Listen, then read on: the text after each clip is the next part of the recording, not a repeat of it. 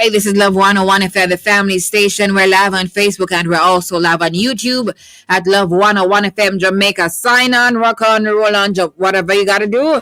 Jump on. Just ensure that you and the crew are on the live because right here is fantastico.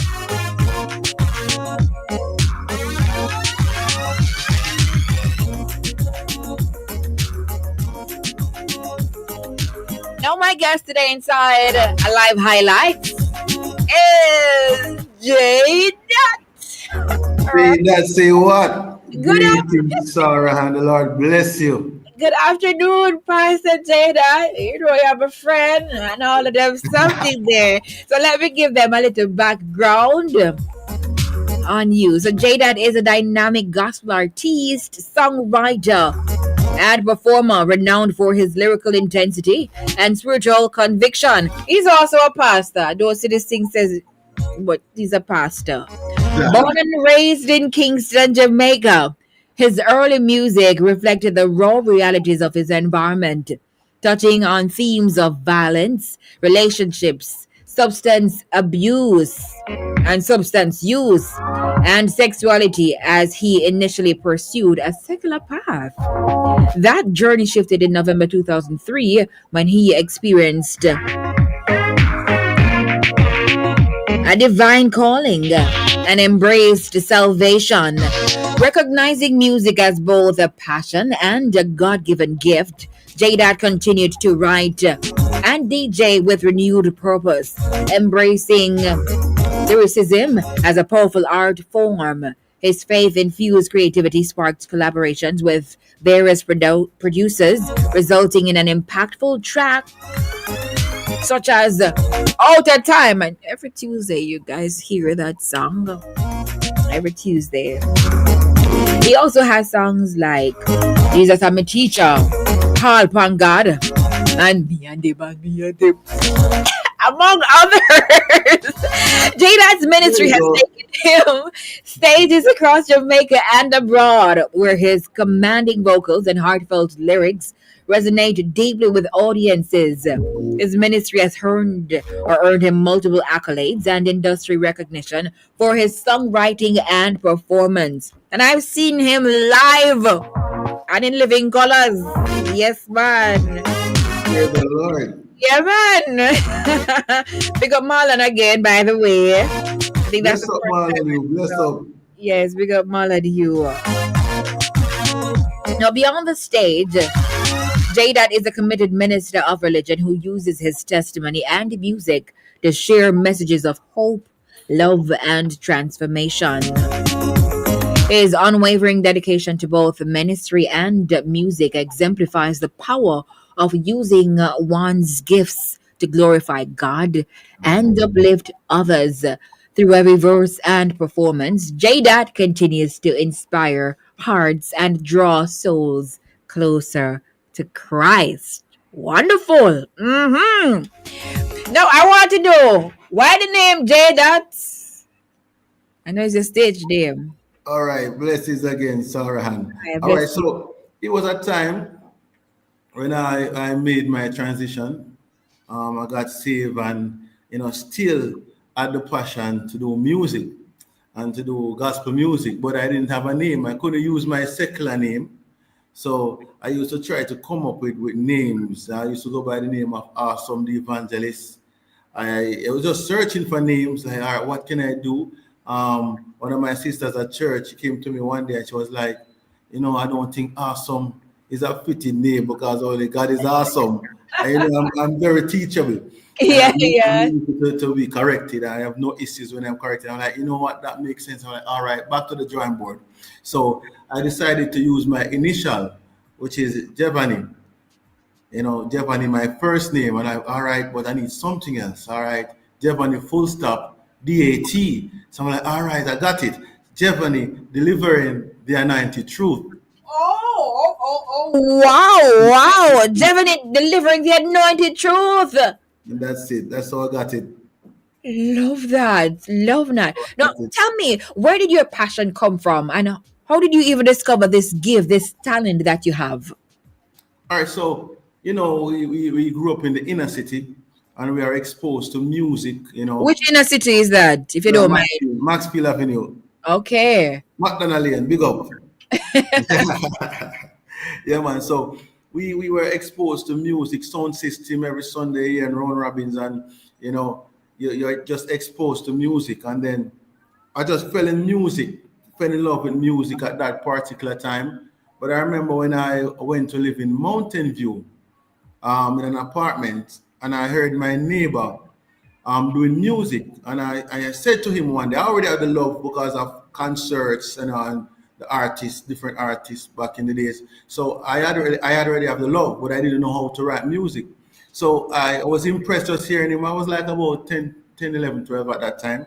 So I was impressed. I was like, how do you write music? I have been hearing you like every day, and it was like, just write it. And like, that's it. Like, so I went back home to my house and I start writing my first song. I'm like, oh yeah, I think I got it now. And that song now, I wrote my first song and I was so impressed with what I would have done. And it's like I just couldn't stop writing till I reached a point where I was just in a zone. I couldn't write anymore. Just I love it so much, and I just keep on making up songs. I'm at school and I'm making songs. I'm walking and I'm making songs. You probably think I'm talking to myself, but I'm just making songs, and the passion just grew and grew and grew. Oh, okay. Do you remember your first gospel song that you wrote and you released? My first gospel song that I wrote and released. All right, first official gospel song that I wrote. There is a song that called "Standing Firm." Was recorded by Kenny Neil Ellis. And So see here? big up yourself, Kenny. Yes. Yeah, so that song came about when it was our church theme. So it was the launching of our church here, and the theme was standing firm, no twist, no turn.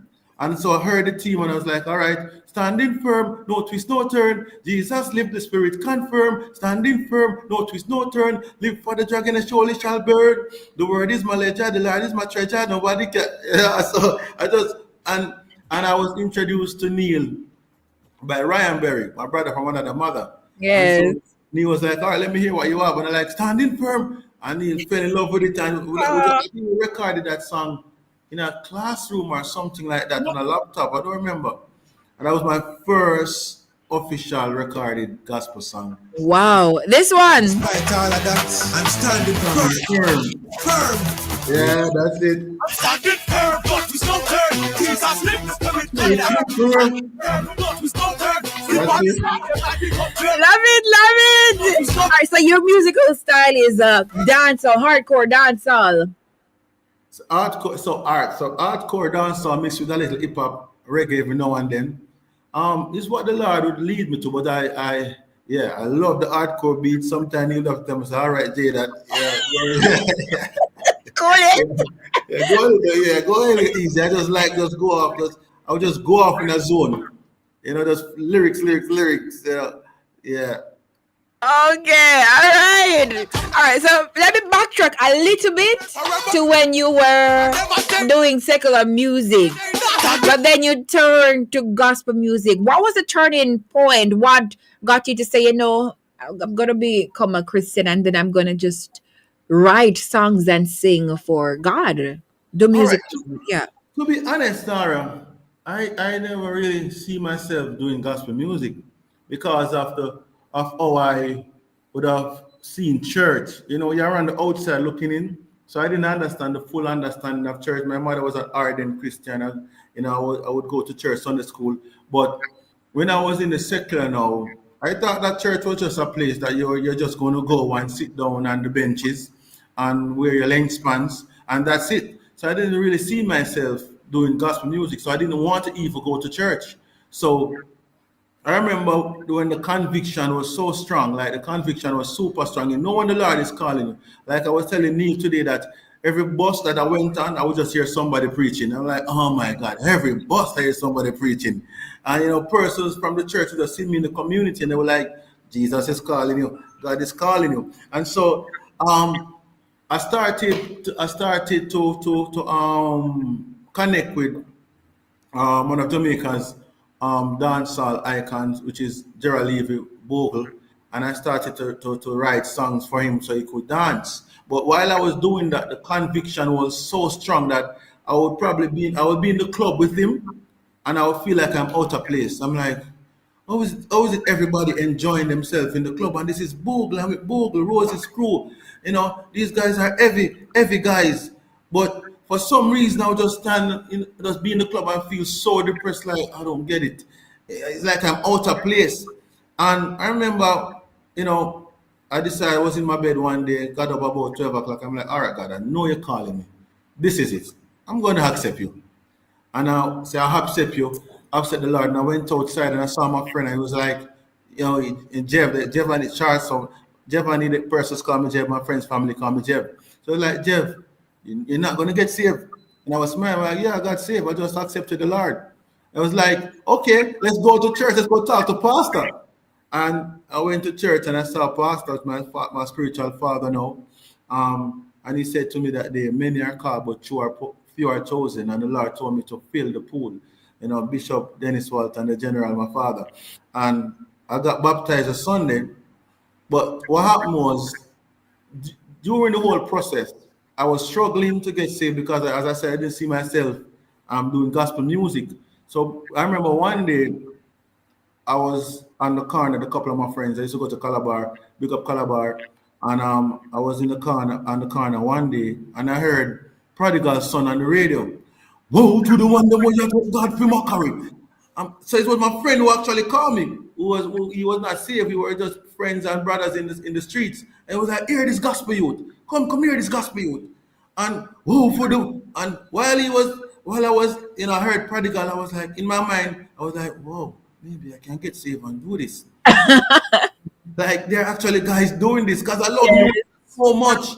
You know, so you like, and so when I got saved now and I was impressed, and then I was now exposed to Nicholas. EJ Nicholas is on the big boat. This is it. Like, all right, yeah, I can do this. You know, Ryan Mark used to be my classmate also. So it's when the devil would have never allowed me to see what was inside Christendom. Because he knew that if I had a full understanding of how the church operates and what God had in store for me, then I would get saved.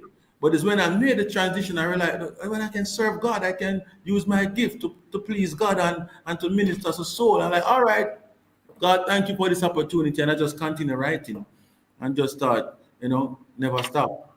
Yeah. And that was in 2003. That's right, 2003. That's Oh, right. wow. So I want to ask, this gift, it runs in the family, the talent that you have? No, it don't. It doesn't. Are It you doesn't. alone? You got DJ and all of them, something there. Yeah, I'm the only one. There's no one in my family that DJs. Wow. Not even sing. Not even sing? Yeah, but a few preachers are in my family. My brothers are preachers. Two of my brothers. Okay, all Yeah. right. Primrose says, bless up, Reverend. Okay. Bless up Primrose. Okay, Primrose yes. and deaconess at our church. Bless up Primrose. Oh, Reverend, all right. Very talented youth, Kanud says. And you've worked with Kanud quite a few times because even one of your latest tracks, Undefeated. J DAT. Now miss it. Now miss Now it. miss it. Now Right. miss Now it. miss it. Right. You were featured on that collaboration. Yes, yes. Yeah. So when Kanud reached out to you and said, I wanted to, the first time he did that, how was that? What was All that? right. So what happened was I was at a point in my life where I was like, all right, God, should I still do music? You know, so I had a lot of my friends, pastors, a lot of my close friends telling me that, Jay, that you have a special gift because you can reach out to two generation or two different audience. You can preach and you can do music. Don't stop doing music. But I was like, all right, God, I'm big on doing the will of God.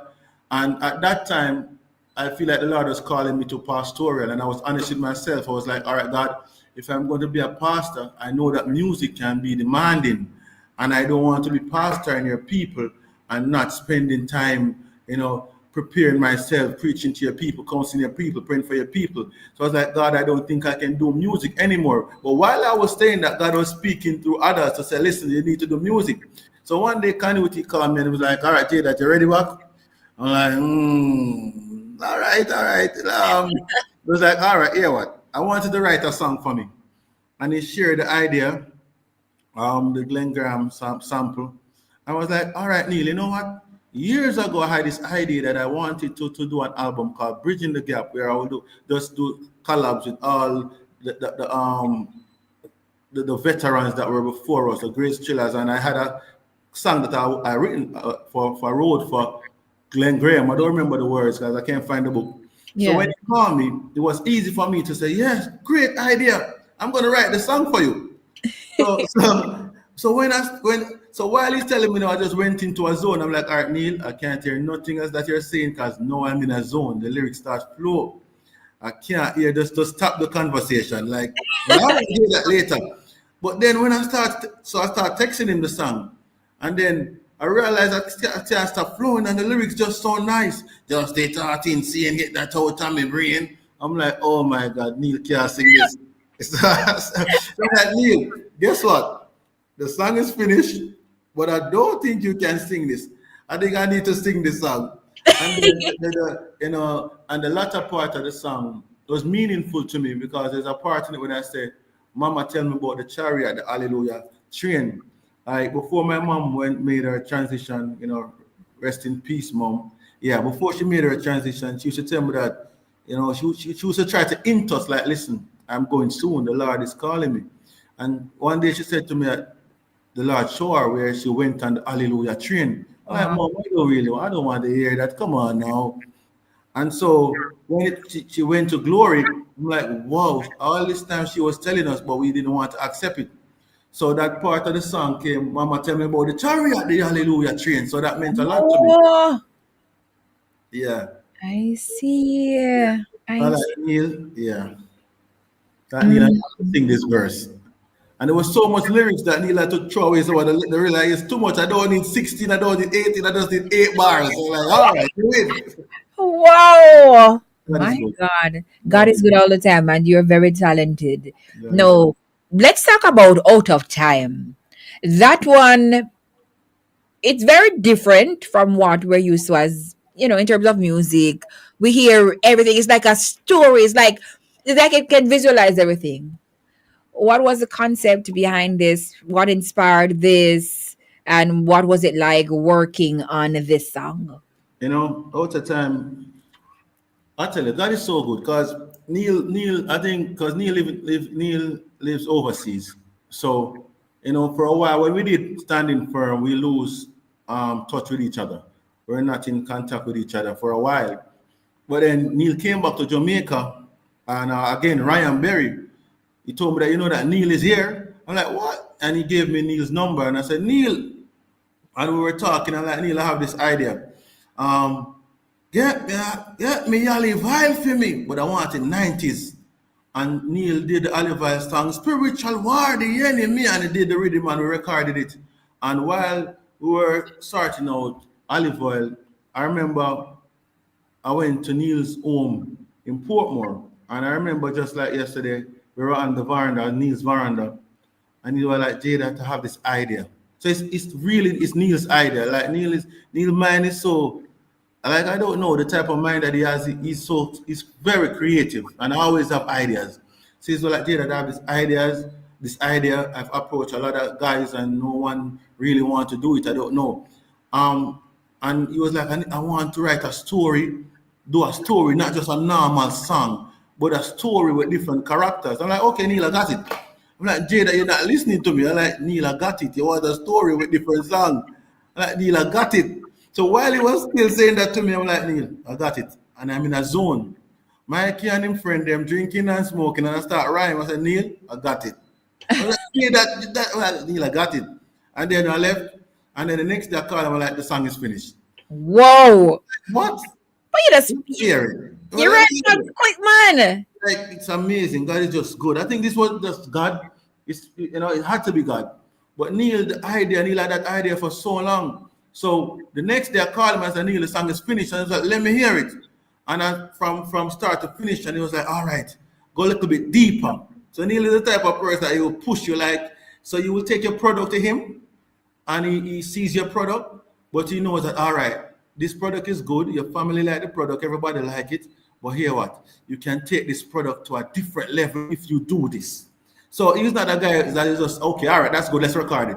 I'm like, you need to go deeper with it. I'm like, what? All right, let's go deeper. And I just went into full story mode. And you said that he wanted effects and all those stuff. And I, all right. And the rest was history. Wow. And that was a production. Oh my God, a production. You nailed Yes. it. You nailed Yes. it. Yes, You man. nailed it. When you hear it, we're like, wow. You hear the rum glass drop and Oh my break. God. And Oh, it's a strong message as well. very powerful. It's very powerful. Like it's super powerful. I'm not, and you probably seen where I've been doing some clips for it. I Yes. was saying to Neil that a couple of days ago I just felt this urge that the Lord is saying, just do some clips, just put out some clips. I'm like, Neil, this message, persons before that, would tell me that, listen, I hear out of time playing. So I'm like, who's playing out of time on the radio? And the person like, Sarah. I'm like, Sarah, I don't know. Who's Sarah? Like, yes, Sarah, I love every day. She played this song. I'm like, so I call Neil one day. I'm like, Neil, somebody's playing out of time. I don't know the person, but this person's playing out of time. God is doing something. And like, so I started to research and I thought, oh, Sarah and the chirpy one. I'm like, Neil, yeah, it's Wow. amazing. It's very powerful. God is doing something with that song. Yes, yes, yes. So music is more than just entertainment, it's a It is. ministry. It is. It is. And It is. and how do you incorporate, because you're a preacher as well and you also sing, you write and those things. How do you incorporate ministry into songwriting? I mean it's kind of obvious how you do it, but I want to hear from you. All right. So I normally do it if the Lord will allow me. Like I not all the time. Like so like I really try to just focus on the assignment. So if the Lord will call me to preach, I will like, all right, God, what is it you want me to do? So not because I have the ability or I have that ministry, I will just go around a pastor's lectern and just start to DJ or start to sing. If I'm called to preach, I'm gonna preach. But there are times when the Lord will call me to preach, and for some reason, He will just allow me to start to just DJ. So sometimes I will be doing a crusade, and based on the settings, like my pastor would introduce me or the pastor, the moderator for that night, and we're like, all right, come see a man, come see where we are come from far. And it just ties in because I'm not the one that's doing it. So, when the Lord is putting together things, it has a way of just playing out the right way. So, in a case where I will try to, I respect a pastor's lecture, and I will never try because I have the ability to do it, just go ahead and do it. But it works. It Yes, works. yes, yes, yes. Now, how important is collaboration for you, and which past collaboration stands out the most to you? It's like a musical, all right. You see, I love collaborations. I really love collaboration because it gives me a whole different energy and a whole different vibe. Like collaboration allows me to be more creative. Like when you hear what another artist is saying, like I was telling you the other day, like greatness complements greatness. So when I hear another artist that is on a different level, and like wow, it makes it easier for me to flow and then just go in a different zone. So I always love collaboration because of the creative type of energy that it allows to flow and what the other artist is saying and how to it, and it brings a level of unity too. And big on unity, it brings a level of unity and dynamics, and it just make the thing. It makes it real fun and just I love it. So it's similar with Now Miss It, like when Neil told me about Now Miss It and yeah, the artist Jason Mighty, different artists, Jason Mighty, Harvey Kushid, and he would do the verse, the chorus. It just put me in a different mood. So I really love and enjoy doing collaborations. I don't have many, but Now Miss It will be the one that stands out for me. But for you, all right. And if you could collaborate with someone who you haven't collaborated with already, who would it be and why? That's a good one. There are so many guys that I would want to collaborate with. Like now, obviously, Cario, my brother, Dub Yeah. Sealer, Sweet Ah. Testament girl. Yeah, great. Like she's just wow. Oh Super talented. yes. But as I said, I was inspired by the vets that were before me. So Prad is there. DJ Nicholas. There was a time when I used to sound like Nicholas because they were the only materials that I had at the time, and I was impressed. So I used to try to DJ aggressive, like it automatically just sounded like Nicholas. And Yeah. the lion does here, he run. Yeah, there's so many guys, Ryan Berry, my brother from another mother. There's so many guys. I have a collab with Marlon you already, but Yeah. there's so many guys. It's not coming out of my head now, but there are so many guys. John Mark. I'm rooting for those guys. John Mark Wigan, Prince Sarge. I'm happy for what those guys are doing. Leave his heritage. Like I'm big on this generation. I respect the veterans who would have laid it and made the way for us. But I'm the new guys. Like I'm rooting for them. I'm like, wow, this new crop of artists. Um, Marlon U too. Leave his heritage. As I said, John Mark, Prince Sarge. Like I'm like, no, the gospel is in a good place. The gospel is in a good place. Like I'm rooting for those guys. So, yeah. Yeah, yeah, yeah. I know this is a question I have to ask because in Christianity, Christendom, dancehall music and reggae really frowned upon. Yeah. So starting out, did you have to go through that when people hear because you're hardcore, When Yeah. people hear your song, what is it? They criticize you and say, that is not gospel, that is not this. Talk to us. Did you have Yeah, to yeah, go through any of definitely, those things? definitely, definitely, and you have to understand. Over the years, would have grown and would have matured that sometimes when the church doesn't like change, and we don't like so when something new comes along, sometimes we react a particular way, like, oh, all right, what is this? And sometimes you would have to see God are on a different level spiritually to understand what is God is doing. So when you don't understand a thing, it can bring about a level of confusion and even rejection. So in my younger years, I definitely I went through that. Definitely not everybody in my church accepted like oh this guy coming from off the street and sound like nah, it's not gonna work. But I used to rap also.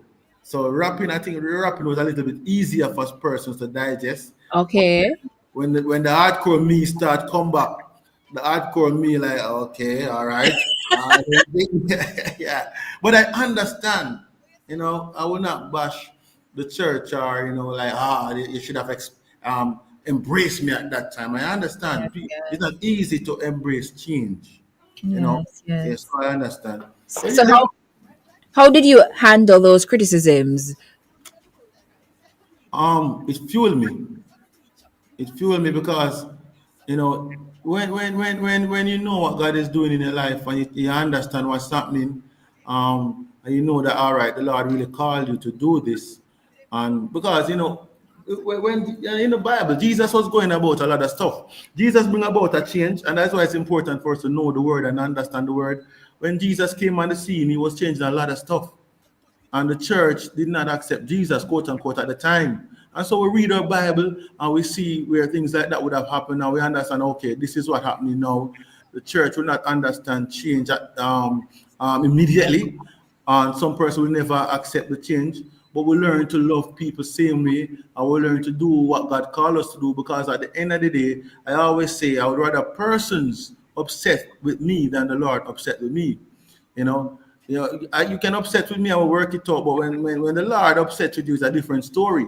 So I can understand you, but this is what God's saying. And if I have to draw the line and say what the Lord want me to say and do what the Lord wants me to do, then hey, I love you, but hear what? It's all right. You can stay over there and be upset. But this, I have to do this. Yeah. Yes. If Jesus was listening to everybody else, we wouldn't be here because the plan of salvation would have not have been executed. Even when Peter pulled him aside and said, "You can't die. What are you doing?" And he had to rebuke Peter and said, "Devil, get the spirit that was speaking." You know, Peter was there telling, "No, master, what you mean? You're going to die and be risen back in 3 days? That can't work." So we understand that sometimes the human mind operate a particular way. So we love people and we honor people and we understand how to operate. Understanding, yeah, and wisdom.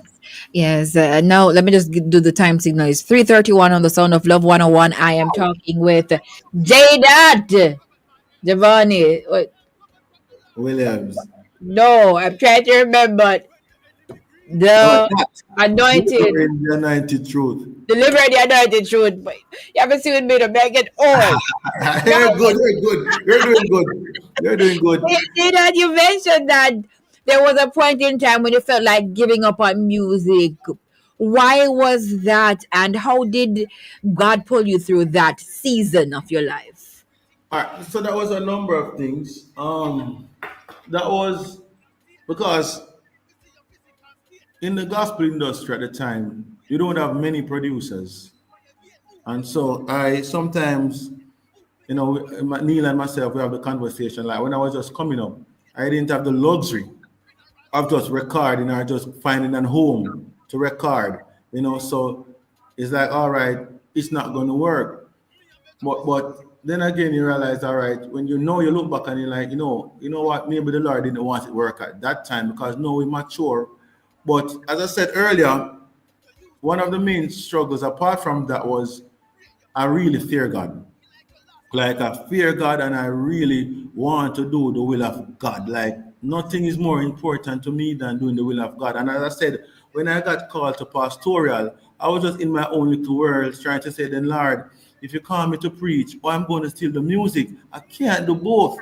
So even when persons were telling me that you can, I'm like, I hear what you're saying, but listen to me. I'm not going to be pastoring God people and start a tour tomorrow and run left the church. No way. I don't think that's it. Yes. So that was not me not realizing that, listen, the Lord gave you these two talents. You can, and persons were saying to me, you can reach different people and culture, and don't stop doing the music. But it's just me, just the fear of God and not understanding how the Lord would have used, the two ministries. So that was what caused the struggle. Ah, okay, all right. Yo, No, this one, no. and Call upon God. when the problem I reach you, Call upon God. me I beg and beseech you. You mentioned, you're gonna say, "Oh Lord, I don't know. I'm going to manage being, pastoring and doing music." How did you eventually find that balance? So because now I can, and it's so funny. Today I was talking to one of our bishops, Bishop Plummer, and he was reminding me that I can do both. I can DJ and I can share the word as the Lord leads me.